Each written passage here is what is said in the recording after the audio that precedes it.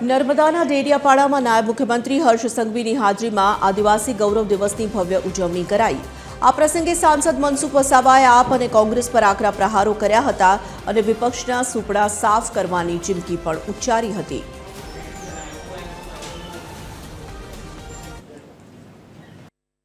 એમ કેવું છે, આમ આદમી પાર્ટીના નેતાઓને એમ કેવું છે, છાસવાળા લોકોને ગેરમાર્ગે દોરો, ભ્રષ્ટાચાર જાતે કરે, તપાસ માંગે અને તોડ કરો રે, ભ્રષ્ટાચાર કરો, તપાસ માંગવાની અને તોડ કરો। સમય પર લાખો રૂપિયાના ઉઘરાણી કરી છે એવા મારી પાસે ડેટા છે। ડેટા જરૂર જડે તો તે દિવસે હું જાહેરમાં આપવા તૈયાર છું। અરે યુવાનોને યોગ્ય દિશા આપ, જે મારા હર્ષ સંઘવી સાહેબ યુવાનોને યોગ્ય દિશા આપે છે, પ્રશાંતભાઈ યુવાનોને યોગ્ય દિશા આપે છે, નરેશભાઈ અને ગણપતભાઈ વિકાસના કામો કરે છે, આદિવાસીનો સાચા અર્થમાં આદિવાસીનો વિકાસના માર્ગે લઈ જવાની વાત કરે, એવી વાત કરને ભાઈ।